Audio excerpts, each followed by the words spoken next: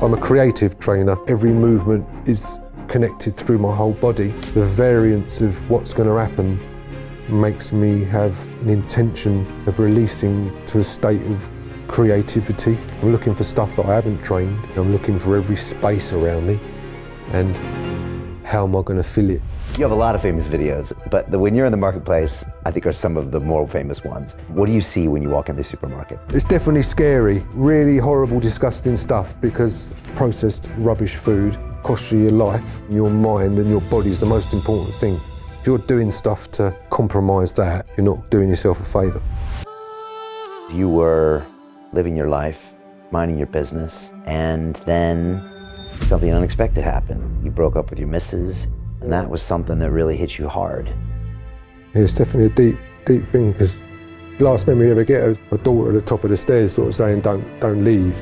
I could level out with nearly anybody. I was the man, you know what I mean? So when your partner turns around and says, I don't want this no more, it blows your mind, So I took that pain and used it as motivation to take myself into a life that I would enjoy. Matthew, there's so many young men that are super confused and don't know what the hell is going on with their lives, their feelings, with the world. We're simple human beings, and I try and keep it as beautiful and simple as possible to let them know that they are beautiful people. And it's just like, that's the simplest message you can get across. And then just noticing that if you're in a wave and you feel beautiful, so you have to teach your mind how to talk to you. You can't get away from being beautiful, being the best version of yourself. If you stay in fear, you're going to stay there. You'll stay in this little space. But if you're willing to walk out, take the fear with you, and you realise you can walk into abundance, create an amazing amount of abundance, you could dance and sing your heart out and create something that you've never even realised is possible.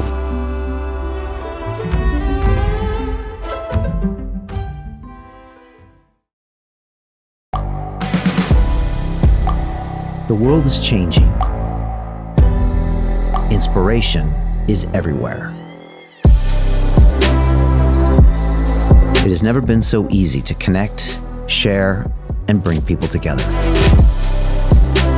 We're learning from others and finding the best in ourselves.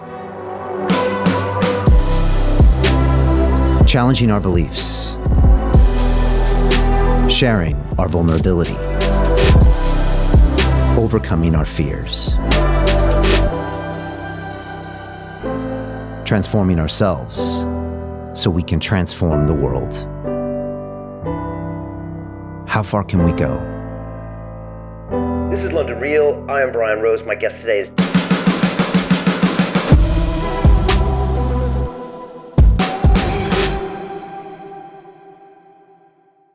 This is London Real. I am Brian Rose. My guest today is Matthew Lewis, aka Silverback Tarzan, the calisthenics athlete, hang gliding instructor, and social media phenomenon. You are known for your impressive feats of strength for a man over 50, as well as your nutrition advice, spiritual insights, and impromptu dance sessions. Your followers include heavyweight boxer Anthony Joshua and neuroscientist Dr. Andrew Huberman. Your goal is to spread awareness about the benefits of living a clean life while helping people embrace nature and seek out spirituality as a way to create connections with the planet and each other. Matthew, welcome to London Real. Welcome, thank you. Thank you very much. Thank you for being here. I appreciate it. You know, I was minding my own business in Dubai in January, and before I go to bed, sometimes, although I know I shouldn't, I check the old Instagram, and you popped up. It was in the middle of the night, and you had your shirt off, and you were doing some training session outside. It was clearly cold. I think you might have had a plate on your back or something, and I was like, okay, who the fuck is this guy? And I was intrigued because I felt something real and raw. And then that was just bolstered by another video where you were dancing, you know, and not many guys feel comfortable dancing. And that was followed by another one where you're in the supermarket and you're like, I don't trust any of this food around me. And that was followed by another one where you were talking about connection and spirituality, followed by another one talking about drugs and alcohol and everything. And man, I just thought I got to have this guy on the show. Because you seem to be speaking truth to me. Thank you, So man, that's why you're here. Thanks for coming. And I was wondering, who is Silverback Tarzan? Good question. I think that's done by perceiving, isn't it? I just enjoy playing in nature, if you like. I like playing and creating. So if I'm creating like now, I try not to pull any of my historical things that are going on in life and stuff that's happened to me, all that sort of stuff. You're always trying to enjoy creations because time's always moving forward. And me and you are sitting here right now, and there's I can't repeat what I've just done. I can't repeat these moves.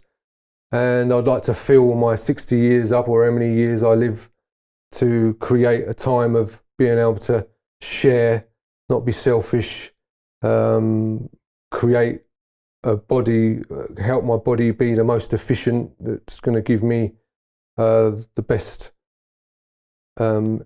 reward from energy to output, and learning to have the vocabulary of filling my hours up of the day with the most beneficial things I can think of. So I'm not interested in digging anyone about anything, making horrible moves on people. I'm not interested in talking bad stuff because I know that we're in the middle of a creation. So what am I going to say, and what I'm not going to waste a word of rubbishness, if you like, a word of negativity. I'm not saying negativity is not out there, because tree can fall down, this could fall down on my head and stuff can happen, and I'm going to sit here and swear because something's happened. But in life, things happen, you move on, and how can you create a world, an environment, and a place where you can make the most of who you are, so when you look back in life, you don't regret the things that you've done. You haven't wasted minutes of your life chatting about stuff and other people in negative manners. And I put a lot of effort into thinking about my life and how to create my own skills all the time. How can I create and evolve into my mind thinking correctly? Because it's the biggest dopamine hit in the world, is to have a real environment and gaining that as my realism of my life. And hence sitting here today, or thank you to all my beautiful people that have given me such an opportunity. And just to keep it as simple, because the food means everything. To share the news of food, or share the reality of eating the real foods and the right foods, creates a very beautiful neurological peace in your body, because it's not under stress. It calms your nervous system. And yeah, I'm into being energetic and trying to do my best not to be the worst part of myself, if you like, to stay away from a lot of things that humans are. They're certainly dangerous. We're definitely dangerous things, and in our past, through years, genetics and stuff, we've had to do stuff to survive, and that's why we're here today.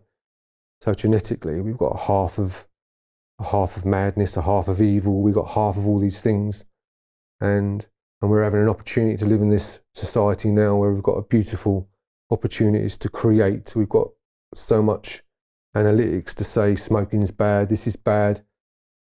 Humanity's having the hardest times to find its own peace in oneself, and just to bring us back to having our shoes off in the mud, dancing in the rain, jumping in the sea, noticing the flowers and the butterflies, having a hug, working on relationships so they come back and you feel bonded to people, making sure that you live your life how you would like to live it, not be done by economics to feel like you've got to chase everything, and to not feel like you've got to kill yourself to try and be something when you're the most amazing thing you could ever be in the first place.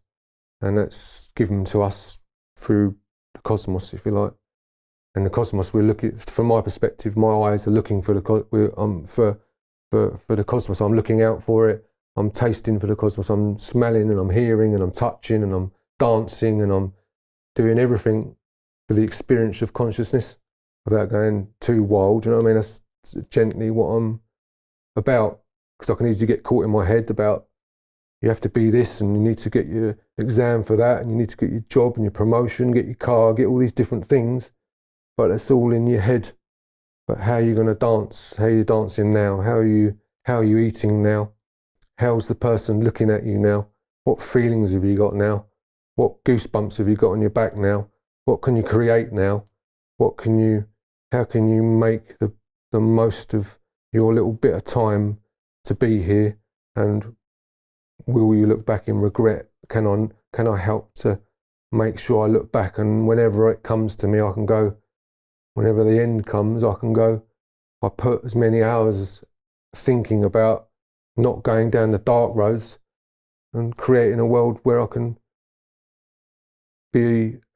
help myself to be of value, to be for everybody else. Because if I can understand myself, I can let the noticing of my stuff, and if people like that type of thing, and like I say to all my followers and the lovely people and the beautiful people, have helped me embrace myself, which has given me the most amount of reward you could ever get in life for me. You get emotional when you talk about your followers. Yeah, definitely, yeah. Why is that? Emotional about what? When you talk about your followers. Yeah, just because it's a recognition of like being on your own, and it's just connections. You're getting connections everywhere, and us as people are getting a value together. And because I want a grassroots level of equalness. I don't want for everyone to be chasing and feeling empty. And I don't want people to feel like they haven't got what they need. And I don't want to feel like they're not cosmic. I want them to know that, like, I fly through the sky or whatever, and I've created it without the abundance of money. I've created it my own self through my own endorphins and my own hormones. In all the things I do have created a beautiful feeling in me. And if I can share that, and the people seem to notice and feel those feelings, and it's a very human thing to do because it's natural, and to get someone to feel themselves is a very emotional thing for me, for them to notice themselves. And if they can notice themselves, that's like, we're humanity, and if you're humanity and you're down, that means I'm not doing very well. Yeah. So like, I need to know that you're doing okay, because then I know that humanity is doing okay. And then from there, we've got a whirlwind of, we can create beauty in lots of ways. So the more whirlwind and grassroots level we can get, the more level of, the right testosterone levels, the right amount of minerals in your blood, and the right amount of confidence in yourself, and realizing that we're all blagging it, and no matter who anyone thinks they are, they're the same as me and I'm the same as them. And having that feeling from all my people and the followers and my family creates my peacefulness, and I know that someone feels okay because of that, and that's a really beautiful thing to feel like. That's a good thing, you know. It's like one of the best things in the world to know that we're causing a grassroots level, and they're not chasing economics, and they're not killing themselves. They're not getting sadder every day. They're not getting divorced today. They're understanding how to look after themselves, which is going to pass on to everyone watching them. And it's the start of some sort of level. It's the start of a connection.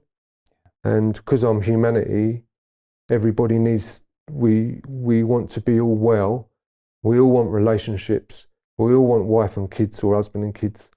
And we're all after the same natural things, and everyone notices a beautiful blossom tree.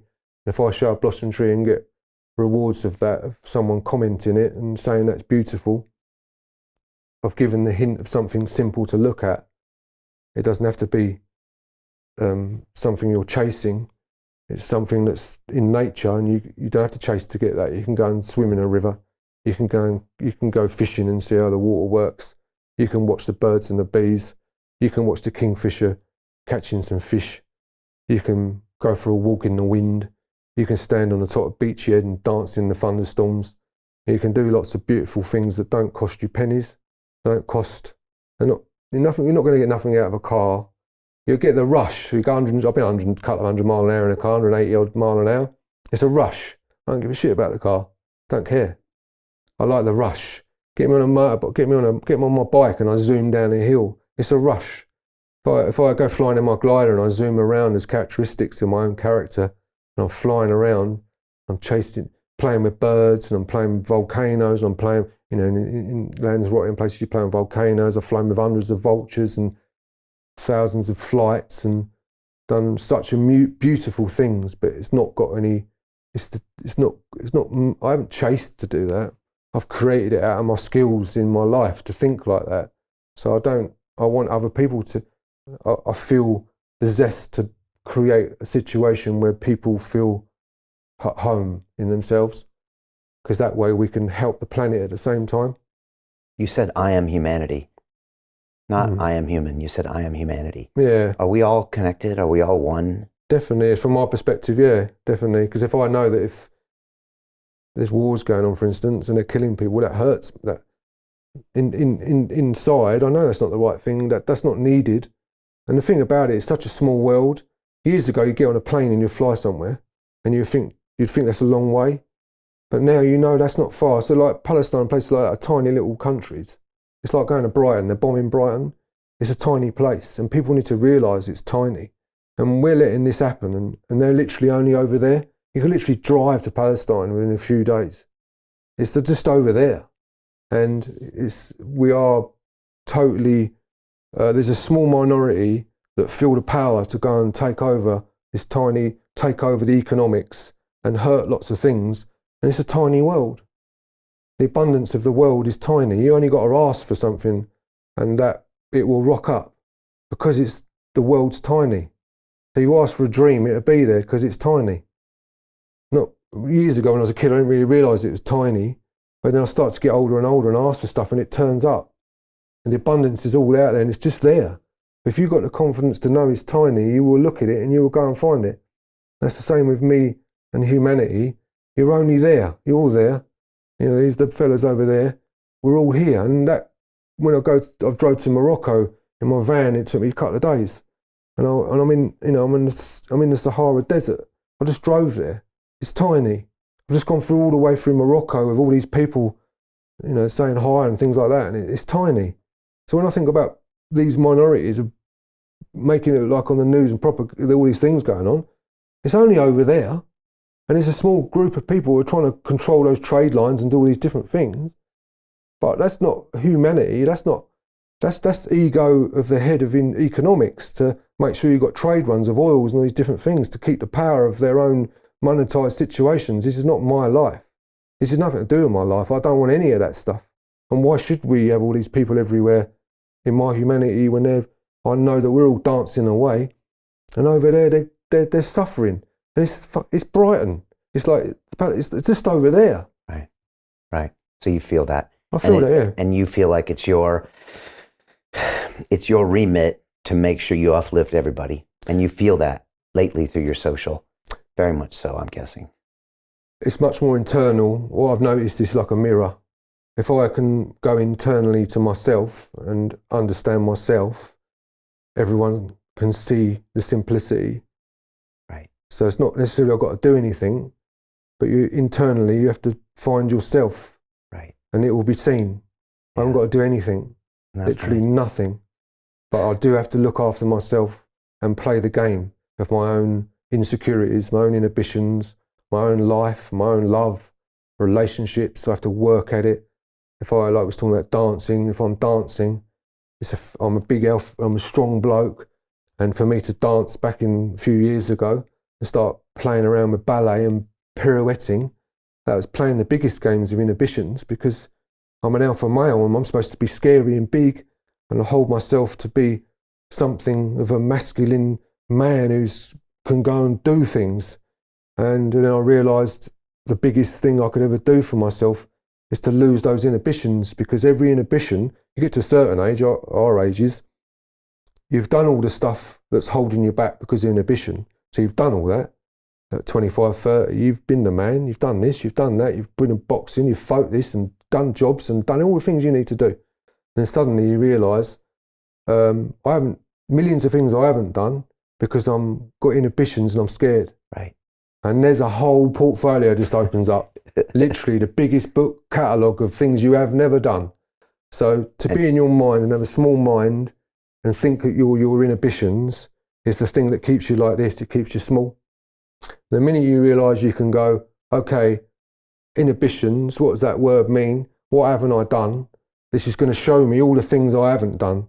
And it means like skipping up the street, doing something when everyone looks at you, dancing around with a flower in your mouth, dancing in the mud because you come from the earth and grounding yourself, doing things that you're necessarily going to make you feel feminine. Like my daughter had a yes day last week, I call it on her birthday. And for me being an alpha male, the funniest thing for them to do is dress me pink hair, pink nails, and make me walk up the high street and I had to say hello to everybody with a big sign post on me saying today's yes day and it's my daughter's birthday. And I had to play totally pinked out and playing my inhibitions, and I thought it was beautiful because I wouldn't necessarily go and put pink nail varnish on. A couple of years earlier, my daughter said, can I put nail varnish on me? And I was like, whew, I'm not sure. And then this year, I'm like, yeah, do whatever you need to do, it's good. So like to be open up to all your inhibitions will crack your ego out to stop you being such a tiny person, right, to make you grow and envelope yourself in the abundance of the world because you're the only person that's making yourself small. Right. And then when you grow, you can be of better service to others. Yeah, and they'll see themselves in you, or they'll see beauty in you. They will see that and they'll recognise we're human. We're humanity. You will feel. Yeah. You will feel it. I haven't got to say a word. We will feel that. Yeah. It's a beautiful thing. You can't help but have a hug. Everyone wants a hug. Yeah. Everyone wants their family. Everyone wants their kids and family. Not everyone, but like most 99% of people, that's what they want in life. They grow up to aspire to have children and families. So that means that you're going to have to. The most beautiful thing I ever done once was when I had my baby and I walked into a gym and my baby was tiny, and the biggest ego of walking in gyms is because they're walking in there, gym people like got all their testosterone, all their steroids and stuff, and they're alpha mailing out and they're looking in the mirrors and stuff. And then if I walk in on my own, they're equal that because they can feel the men thing. And then suddenly you walk in there with a baby, they go, when they come down to sensitivity, they look at a baby and go, wow, I can't be scary and ugly when there's a baby there. You can't do that. If there's a baby there, it's showing you, look, this is us. You're as beautiful as this. So how big your ego is, you can't impress amongst the beauty of this. And it makes people go like that. And then suddenly a big alpha male will be going, oh, that's cool, that's beautiful, that baby's absolutely tiny, that's such a beautiful thing. Congratulations. So it brings people down to where you are. Nature, relationships, babies will bring you down to the level you're supposed to be at. Yeah. And that's not your egoic level, that's not your level, your cars or your big jobs. That's bringing you down to all of us are the same humanity. You've got beautiful little things inside you, beautiful insecurities, beautiful stuff, loads of love, and what you want is a hug. You want a hug, otherwise you'll be on the alcohol, you're going to soothe, you're going to take drugs because you're after a hug, because you're spiritually intertwined with the universe or the cosmos, and then because you're not getting that, you're going to smoke some shit, you're going to drink some stuff because you're having a void and you're filling your void up. Hence why you get into exercise like you do now, like I do, because that's a physical, filling my physical void, and then I look at that, what I've done, and I can see the visual of what I've done. So that's not a false void. That's me filling my voids up because it's a physical stuff I've done. I can look how I've accomplished and how I've gained. If you do drugs and alcohol and things like that, you'll have an empty void. You'll get the rush. You'll get all the things you need for a momentary period. You'll come back off of that stuff and boom, it's empty. And you're sitting in blindness and you're sitting in emptiness. You're sitting in a whale of emotional state and you don't know how to deal with that because you've taken on board a place where you haven't fulfilled something physical, what you're supposed to do, and now you've got holes in your life because you keep giving yourself false soothing. So like, yeah. And all you needed was a hug. All you needed was a hug. So I drank every day for 30 years, and I had overdoses from drugs, and I almost killed myself. And I'm now sober 6 years. Best thing I've ever done. Jesus Christ. But all I needed was a hug, right? That is all I needed, Matthew. That's all I fucking needed. Yeah, man, that's all you need. But I didn't know where to get it. I think I wouldn't let people give me a hug too. Exactly. Yeah, because you're alpha male. You ain't going up to no one and getting a hug, are you? That's what I needed. I needed connection. I needed a hug. And since I couldn't get it, I drank. And every drink I had, I postponed that hug by not only just a day, but probably by another month, because I wasn't in the moment. I wasn't feeling the pain. The pain's giving you the pain is telling you where to go, isn't it? Totally, yeah. It's the motivation of it, isn't it? That's the other message maybe we give people these days, is that pain is bad, but pain is a signpost. Totally. Stop doing this, go do this. Yeah, definitely. It's your biggest motivation. Your pain is your motivation out of where you are to really hit where you are. The thing is with all these things as well, they're not easy. To be real to yourself is a very courageous thing to do, because you're choosing to be responsible. And your responsibility is not an easy thing, because that means that you have got to talk and not be all the things you want to be. So if you're in a relationship and you want a hug, you're going to have to be selfless to give that person your selflessness, because you'll want them to be with you. So that means that you're going to have to let go of all the things that you felt were, you have to rebirth yourself into letting all your big person ego go of yourself to be selfless, to encourage a relationship. That takes a lot of energy. It takes a lot of place to start.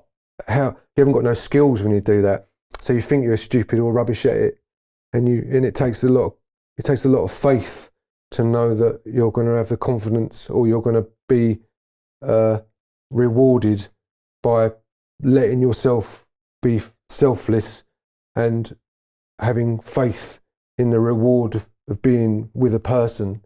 And that takes so much courage from being a young man, you know what I mean? Relationships. Well, all these things are complicated, aren't they? Yeah, definitely, yeah. And it all is about the ego at the end of the day. And it's a way of understanding yourselves. And a relationship will push different buttons than other things in the world, right? Yeah, in relationship to yourself, obviously, yeah. Yeah, and it'll force you to try to come to that relationship with the right energy if you want to get the right energy back. You mentioned dancing. I want to talk about dancing, because it was probably the second thing I noticed about you was, here is this guy dancing. Free, dancing, doesn't care, is even talking about what you're doing. You're like, I'm loosening things up. You got your crazy vinyl collection in your room. And I started dancing about 6 years ago. I started breakdancing. Yeah. And it because I was brilliant, man. Yeah, it was amazing. I was with Ido Portal, and he got me moving and kind of improvising and doing the animal movements. And one day I was on the ground doing a lizard walk, and Ido used to say, if you haven't been thrown out of your gym, you're doing something wrong. Yeah, definitely. So I was doing a lizard walk behind the treadmills one day, and I was down on the ground. I was like, this feels like breakdancing. So I started breakdancing, but it was hard for me to dance, because as men, I don't know if we're taught that it's not masculine to dance. And so when you first start doing it, you're just so subconscious. I remember in school and the dances when I was 12 years old, I couldn't dance. No. I couldn't dance with the girls, and it was such a block. But now that I've gotten to the point, like, I love it.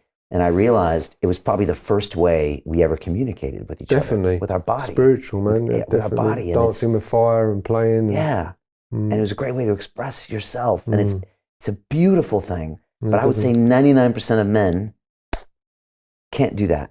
No, it's definitely a vulnerable situation to open yourself. Was it hard for you to do? Because it looks like it was always easy for you, Matthew.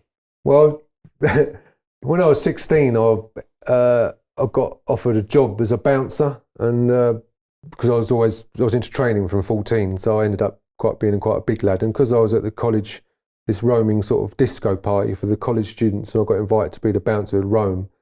And because I was a younger age, it's probably easier to be a bouncer and help people not to get too annoyed. And but I got the sack for being the first dancing bouncer. And because I danced and the girls were there, and I couldn't help but, like, obviously I'm a male, and we're in nature, we're here to mate, we're here to get all our testosterone going. I'm a 16-year-old young man, and I'm feeling attractive, and the girls are talking, and I'm like a bouncer, you know, like. And then so I started dancing, and after about 5 times going out, I got the sack for dancing. So I think dancing has been a fun thing, which is a natural thing. And then obviously coming out of dancing for a bouncer, and then I went in the forces for a year, but I come back out and it was the rave scene. So then we got back into the rave scene. And then I spent 7 years dancing just to every legal rave, every party, every what they called, I can't remember what they're called, but like just roundhouses or derelict places where there's no law at all, and dancing all night long for 24 hours. And I was free enough to dance 24 hours and be the last on the dance floor, and going home with a group of people. And then you often go to after parties, so then you go like finish there, and then what are you doing? And we end up around some decks, around another record, down someone's cellar or around my cellar, or because I had cellar, I've always had 1210s and decks, so I was always doing that type of stuff. And we'd end up all raving and partying till Sunday night, and then we'd all carry on with our week. So dancing's definitely, I was brought up with a lot of the lads from Essex and from the rave scene, all the Prodigy boys, and so being invited with my mate Jamie and that, because we used to do a lot of DJing, so we was always out and about, and I used to get in all the places where the Prodigy were playing, and we'd be in the guest rooms upstairs. So then we'd always be trying to windmill and try and dance and do all these different things. So that's certainly an interesting era, and then that sort of all died down, and I got kids at 25 and started to carry on a bit of a normal life. Still always had my decks, all had the music, so I was always into reggae, into moving about, and then it was as the few years went past where it was sort of in the decks with everything was there. We've been a bit more quiet for 7-8 years, and I got divorced from my first wife, and then I ended up going to Australia, and then sort of life carried on over there and got into raw food and foods. But dancing's always been part of it, but the inhibitions bit is where dancing come in a lot more, because I started to do stuff where I felt that big alpha males were doing stuff and it was holding me back. Hence, I talked about it earlier, where I was being held back from all my inhibitions and these feelings. So I become very, very interested in feelings and why I was not doing these things, and I knew they was holding me back. So like you said, being fearful of how that felt in your blood and how it felt as a male to be prancing and dancing and moving around is a very, very vulnerable thing to do, because it's up for alpha males. They're fearful of that, so they will, to make them feel like they haven't got to do that, they're going to poke and they're going to hate, because everybody wants to really dance, whether it's in bed, whether it's moving around with feelings, or expressing even anger of dancing. I feel like it's a major, like you said, historically, dancing come back from the trees dance, if you like, wind dances, everything dances in life. And I think thousands of years ago, we had our heartbeats and we had our feet and we had fires, and the most interactions of, I'd look at you and we'd dance and smiles, and interaction would be like, we'd smile at each other and we'd infuse the situation. And I think nature and birds, and like birds have colourful stuff, and tribes have colourful things, and they put crazy stuff on their bodies, and birds grow the craziest colourful feathers to promote this connection of mating, or connection of life. Really, it's like it's a one thing, and when you get that, that's where we're coming from. Like, that one thing's always been there. I'll go on another story, but it's social media and having a box and making you stand there is making us come away from interaction. But I keep picturing a fire when it dances as well, and the little flickers of, and people round fires in the realm of time, and beats of hearts, and the beats of breathing, and the beats of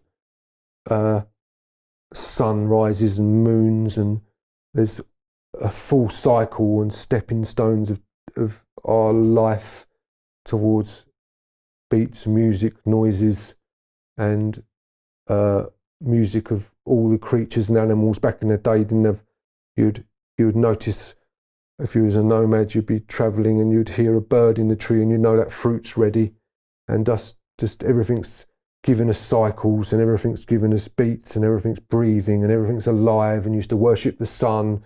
The sun was the most beautiful light, which makes you want to bow. There's movements we all do, and it's all a dance. It's all it's all not necessarily it's all a dance, and it's very, very, very gently intertwined into all our blood, and it's our eternal, it's our openness, it's our wideness, it's a way of escaping our own sense of, we can bring ourselves in to be small, but we can also widen ourselves to be open. And I think dancing opens us up to be able to express how we feel. We all dance differently. And it's a very, very connective, beautiful, beautiful thing to look in people's eyes, see smiles, feel the rush of a certain song, feel the sensitivity of a bit of music, and to look at someone else express how that music comes across to them. And I think we must have all cried with music. I don't think there's anybody on the planet who hasn't dropped a tear because of some song hit them. And music's an amazing thing.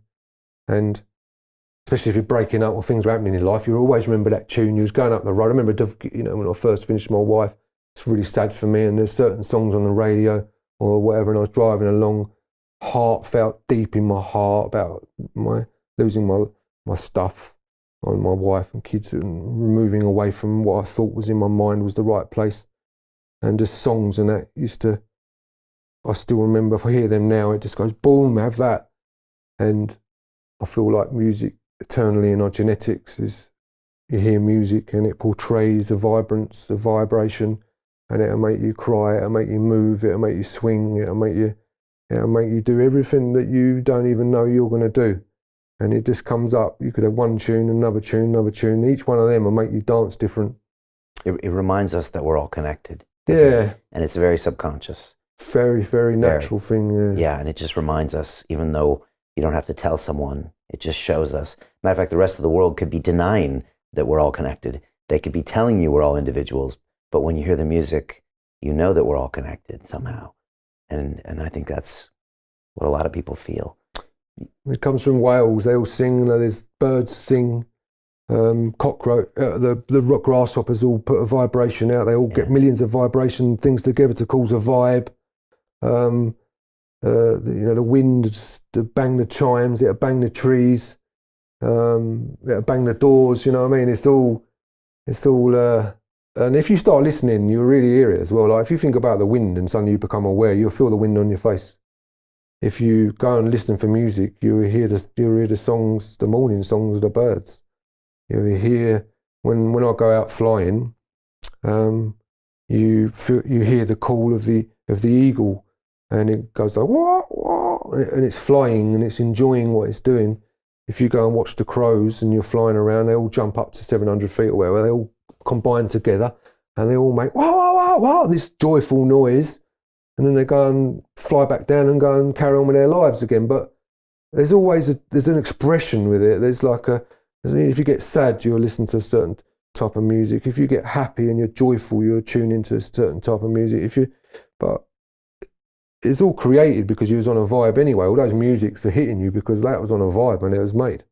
That was a music vibe. That was a vibration. That was like something, you get on the right vibe, authentic, real vibes, and you know that's real. Like if I give an authentic vibration, and we will cry, you know what I mean? Yeah. If I try and bring it out as a false vibration or try and impose, I'm going to impose something, that's me in my mind.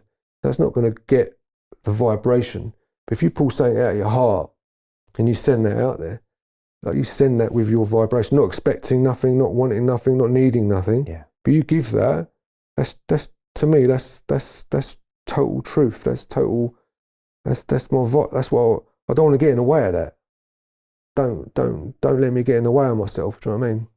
You said earlier that you feel very emotional about your followers, but you also said that they then feed back to you and maybe push you to the next level.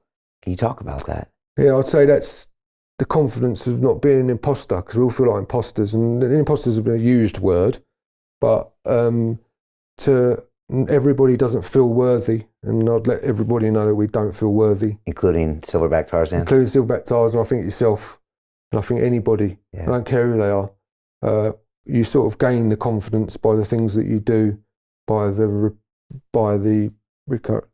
feed, by the connection of feed, and by doing the things what you do creates that confidence, and by having me being authentic, and not even saying I'm authentic, but like by me trying to work out myself and trying to be myself is coming back as a circle of not hippyish, but love. It's circling back as love. So I'm giving out my vulnerability, and they're noticing my vulnerability and helping me be okay with vulnerability. Is that one of your inhibitions, being vulnerable? Definitely, yeah. Vulnerable is a huge inhibition. That's like one of the biggest things in the world, to be vulnerable. That's like really, really, everybody's vulnerable, because, well, it's a long story, because we're in an economic world. So economics, and you'd normally be in a tribe and we'd be all together. We'd have me, you, and my granddad, and your granddad, and their auntie, and everybody's auntie, and my kids would go and play with their aunties all day, and we'd all just be a tribe. But now we're taught to be individuals, and individuality is not where we come from. That's not us at all. And it's making us all ill, because we're all chasing individuality towards something that's not even real. Your car, your house, everything else. You're being chased into singularity and non-connectiveness. So when I'm being vulnerable and I'm getting connection, it overwhelms me. Yeah. It's an overwhelming feeling, because it's like, oh my God, do you know what I mean? I've got my auntie and my uncle, I've got my family, do you know what I mean? And it pushes you to do more and go deeper. It makes me feel the freedom of myself and don't let nothing get in the way. Just because it's all happening right now and you can't repeat it. And creation's going boom, boom, boom, boom. And I've created that connection, and I want to, by having the connection with everybody, the causing a vibration, and let's keep whooshing it up. Let's keep whooshing, let's keep it going, let's keep it going. Don't think, don't get involved in it. Don't trip it up. Don't try and play with it. Just can I be myself? And everything says what it's going to do. I'm not telling it what to do. I'm being shown by what I'm doing. So I'm observing the situation, and then I'm feeling that flow of myself, and then the purity of creation should not be taken over by my mind. Can I keep myself from not getting in the way of myself? And my support, those beautiful people help me realise myself. So then that way it holds the flow, if you like, of energy that's going through us and through the universe and here. And by flowing out, we can all help to feel this feeling. And when you get that feeling, you don't want hate, even though it's a part of the abundance.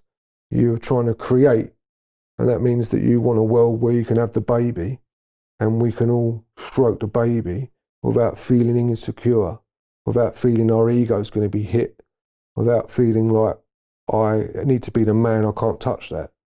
So just to create everybody to be in a state of flow in their lives will give them the most magical experience, to feel like they had a beautiful time on the planet Earth in this short amount of time that you're here, which is very, very tiny. So like time don't exist or nothing exists, you're making it all up. And by all these things you're making up, you're causing all these problems, you're causing all these idealistic ideas. But can you get rid of that and just be with that? Because all those things will be there, but all you need to do is not try and grab them. Can you stay with your own flow, so the abundance is there, and you're not putting your attention into that situation, but you're helping it be part of what the situation is, of the feeling that you're portraying, of what everyone gives of support. the support of that beautifulness. That's what we all want. Like if you support a flower or you support an animal and you give it the best nutrients, the most hugs, the best sort of like environment it can live, it will show its best fur or like feathers or whatever it is, or best petals. It will show no nutrient deficiencies. It will glow like the flower will glow. It will wave in the wind, the roots will be strong. All the birds and bees will come to it, and it's the most fertile thing it could ever be. To continue watching the rest of the episode for free, visit our website londonreal.tv or click the link in the description below.